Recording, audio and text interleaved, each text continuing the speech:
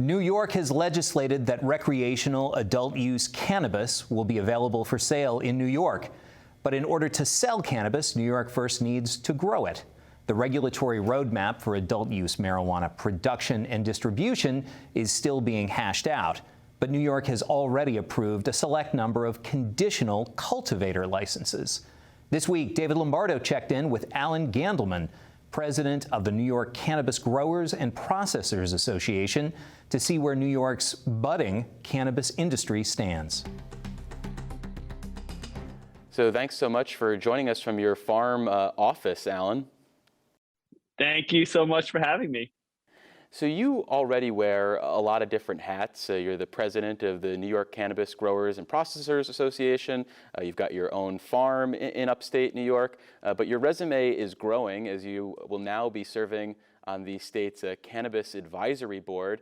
What's that board's mandate and what are your hopes for it moving forward? So the mandate of that board is really twofold as I understand it right now. First thing is to look at all of the draft regulations that are starting to come out of the state in regards to cultivation, processing, dispensaries, et cetera, around the cannabis industries and make comments. And the second mandate, which I think is the bigger mandate and it's going to be years of work, is deciding how to reinvest the tax money back into the communities around New York State that were most harmed by the war on drugs. And so there's 13 members of us on that board. And if I remember correctly, 40% of the tax revenue gets diverted into this kind of community reinvestment program that our 13 members kind of decide what to do with. So while a lot of the rules and regulations are being crafted right now, it sounds like you're going to have work to do into 2023 and beyond as revenue really begins to pick up, most likely from the sale of marijuana. Yeah, exactly. For this year, we only just had our first meeting, which was really just an intro meeting. And after that, hopefully we'll be meeting at least monthly or more. And probably the tax revenue won't come in until mid next year, I would guess. And that's where kind of the next phase of what we're doing as a board would set into play.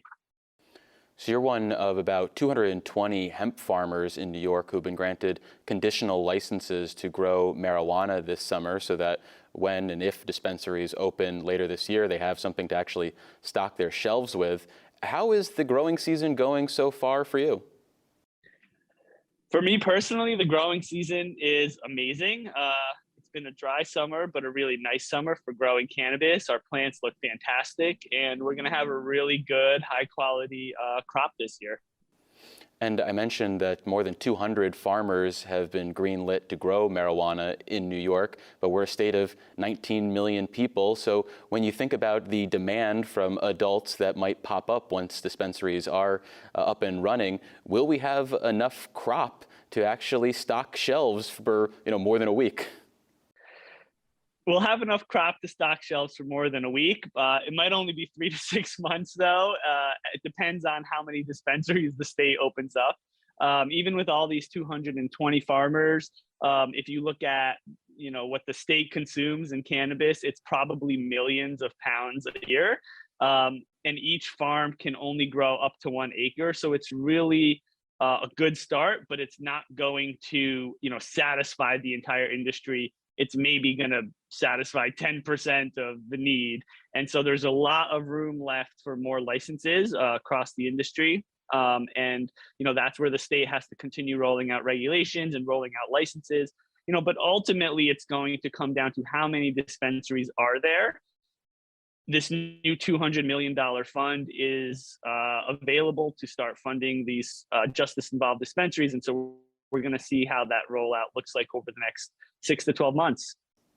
Well, you mentioned the justice component of the dispensaries, which we'll be seeing come into action later this year. But there's also a social equity component to the growing of marijuana in New York. Can you talk a little bit about the mentorship program that's supposed to accompany the conditional licenses that were awarded to those 200 plus farmers? Yeah, absolutely. So part of the bill that the governor signed earlier this year creates a mentorship program for people who want to get into the industry, who are most likely going to be social equity cultivators, so that they can pair up with an existing farmer or network of farmers and really learn how to deal with a regulated industry. So there are a lot of legacy cultivators in New York State that have been growing for years. And so through the mentorship program, they don't need help learning how to grow cannabis. They know how to do that. But I think the things we could help with are around the paperwork, compliance, the seed to sale tracking system, labor practices, making sure you have employees on the books, all of the other things that are, hard to do when you're dealing with a highly regulated industry. And finally, the state's Cannabis Control Board recently approved final regulations that will govern the dispensaries that are supposed to open this fall. And there's been a lot of attention paid to the fact that the initial applicants will need to have experience running a business and either have a marijuana conviction themselves or be related to someone who has a marijuana conviction. Anything else meaningful about these regulations that people should know, especially if they're interested in applying for a license to run a dispensary? Yeah, I think you kind of mentioned the biggest parts that no state in the country has done, and that is, finding people that have some business experience and have been convicted or arrested of a cannabis offense, and not just themselves, but anyone in their immediate family.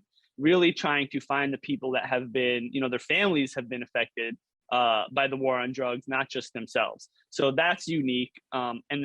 Going above and beyond that, what's unique here that people should know is that there is a $200 million fund that New York State has to help people not only get their licenses, but actually find real estate locations, find those dispensaries, sign leases, and help them get into a storefront by the end of this year. A lot of times what you see in other marketplaces is, it's hard to find real estate. Landlords don't want to rent the dispensaries, or if they do, they're like charging exorbitant amounts for rent. And in this case, New York State is really going to kind of step in and help to alleviate the risk so that people don't have to go out there and try to raise millions of dollars, float long-term leases, wait for the licensing to come in, et cetera. So, this is a really fast-tracked way to get people into a business and up and running as soon as possible. And so I think that's just something really unique, and people have to kind of understand the state's role in this. It isn't just you get a license and you're off on your own. It's like, you get a license, and then here's a potential storefront for you to operate as your first one.